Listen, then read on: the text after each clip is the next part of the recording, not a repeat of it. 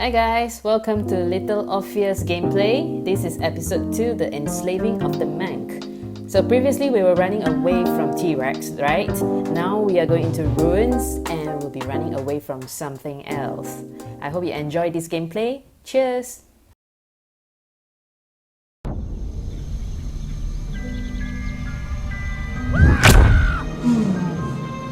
What luck! What a miracle! One moment I was rushing into the fetid tonsils of that horrible monster. The next, I was plummeting downwards to the jungle floor beyond its reach. I prayed I would land on something soft. Perhaps your head. But nothing could have prepared me for what was about to unfold. An epic saga of pride, power, and revolution. A struggle for freedom the likes of which our world has never seen. And it happened like this.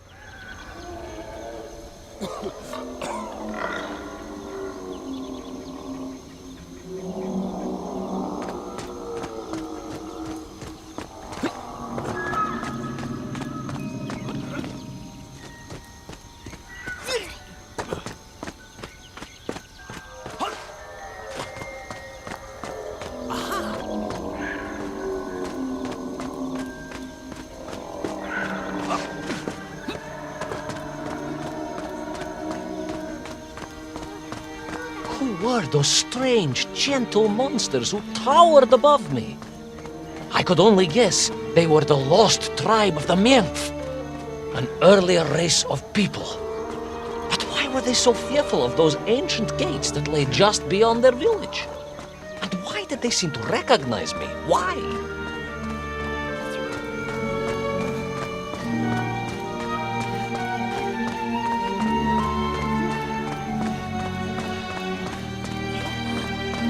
Yes, I'm also wondering why. No, a как же, General? Who was I to question such things? Trapped as I was deep underground.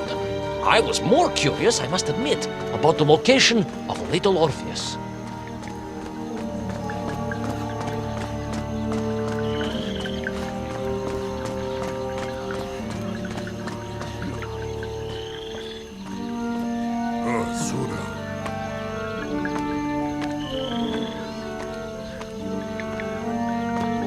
You talk of a great city, a mighty power. Yet your nymph squatted like savages in huts at its boundary. They did. And the answer to that mystery lay beyond my grasp at that point. Because it was a wonder, it truly was.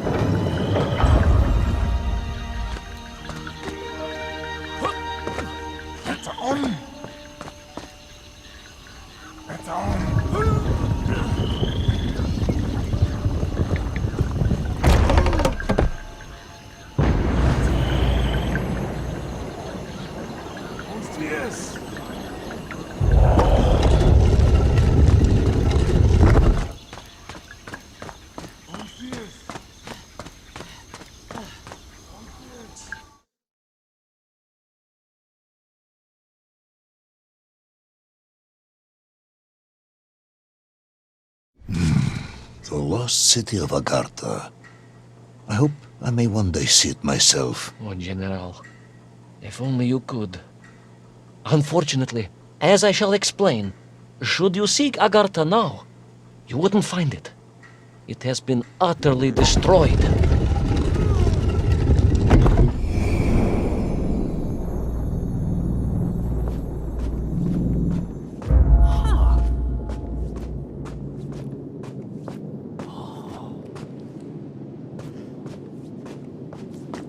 Utterly destroyed? Utterly, General, a tragic loss. A convenient loss. I imagine archaeologists weeping as I tell you. But most importantly, before we continue, you must understand one crucial fact about its destruction. Which is? It wasn't my fault.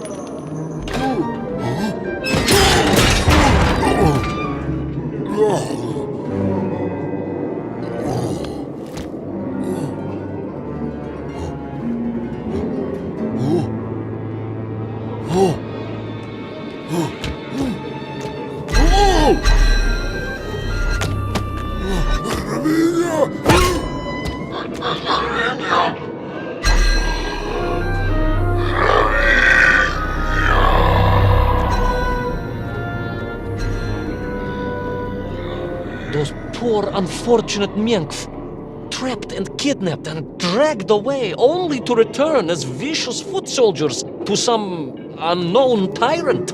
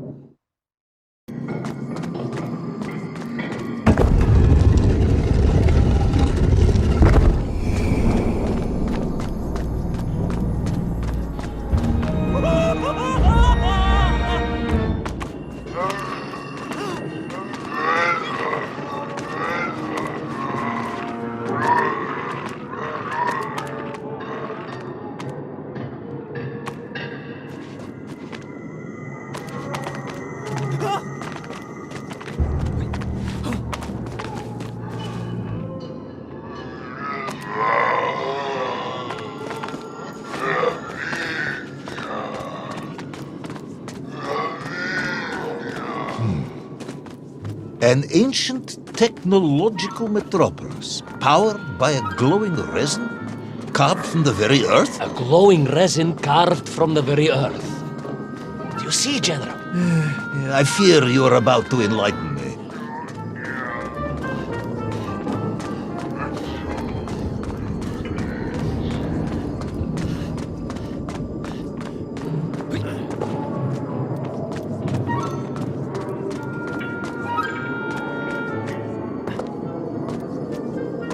Little Orpheus must have been drained by the impact, but whoever had stolen it and brought it here was no doubt planning to use the Agarthan resin to charge up the atomic bomb, restoring the device to its full potential.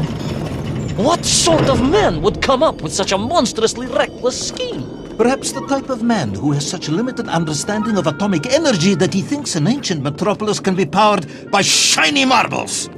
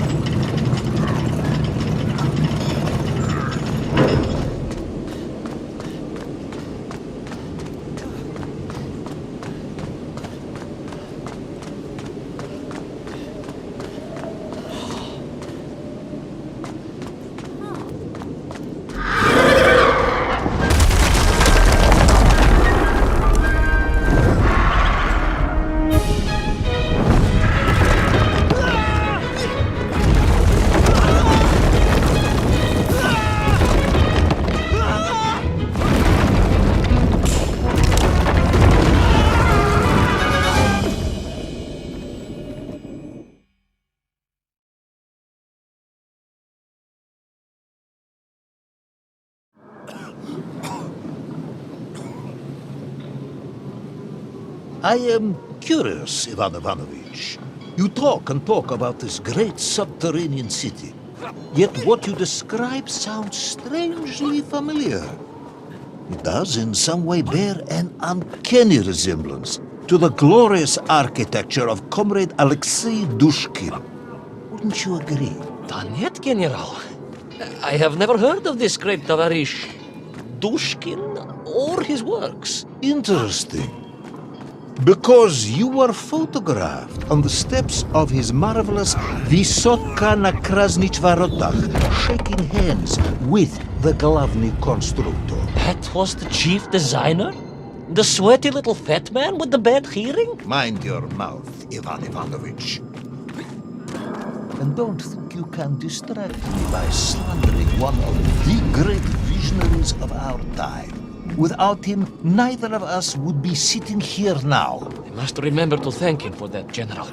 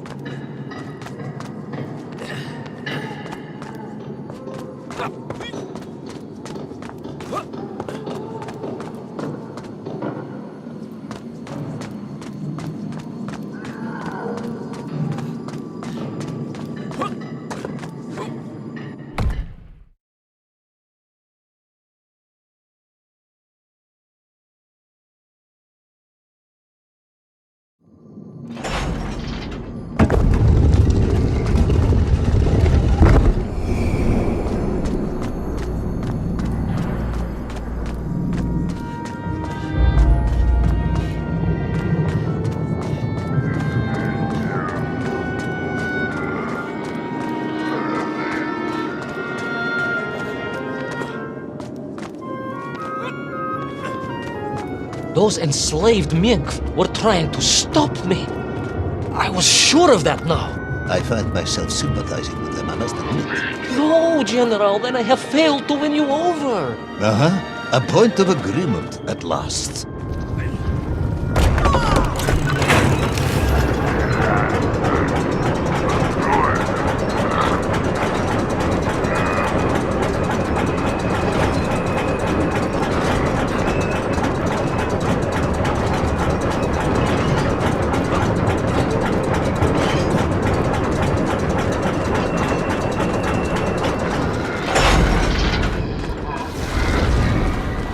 Ask again, General. Are you mocking me? That would be unprofessional, comrade. I will try harder to convince you then. It is, after all, a cautionary tale of unleashed tyranny. It is a cautionary tale of unleashed idiocy. But please, do continue.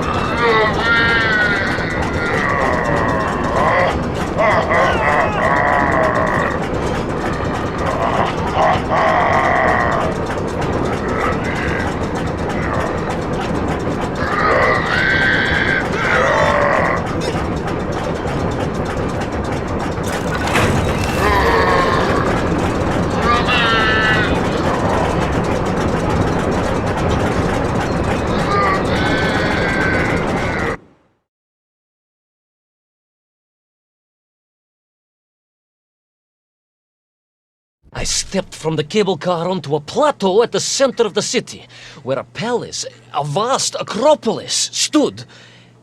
I was reminded of Chelyabinsk-Sorok. May I ask how you know of Chelyabinsk-Sorok? My Aunt Masha was a traveling tinker who married a beef investigator from Zlatoust. She told me of a secret but wonderful city in the west. An edifice of sheer power, humbly serving the will and needs of the people. Yes, unfortunately, that story didn't end so well. No. That's what Auntie Marcia told me. And perhaps that is why I was also reminded of it. Because the moment I touched the floor in that place, I could tell something was very, very wrong.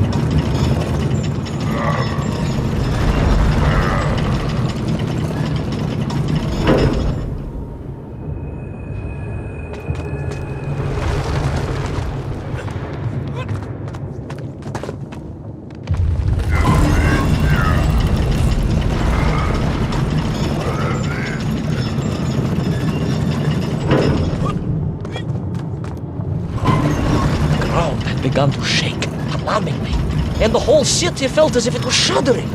I could only imagine what I would find at the heart of the vast temple. If it isn't a giant glowing marble, I'm going to be very disappointed.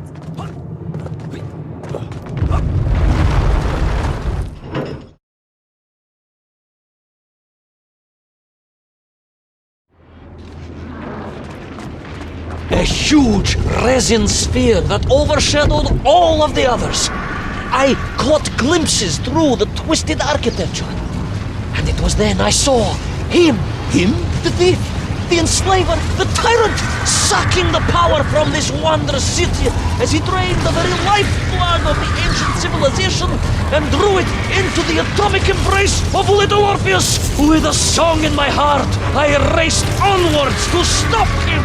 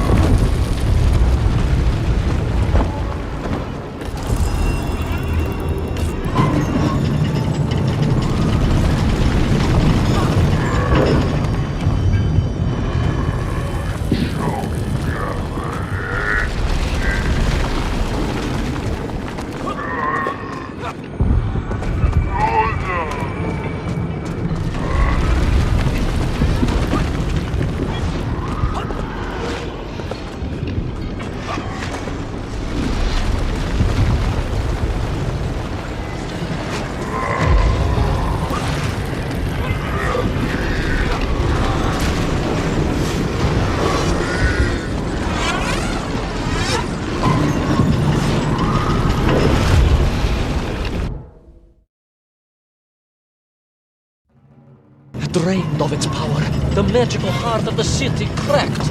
It sent shockwaves through the world around me. You monster, General, willing to bring down the mountain itself upon Agatha and bury it forever in his ruthless scheme! I could not save that wondrous place, General, to my shame and regret. I resolved myself to avenge the myth, to recapture little Orpheus, and to bring that tyrant to justice!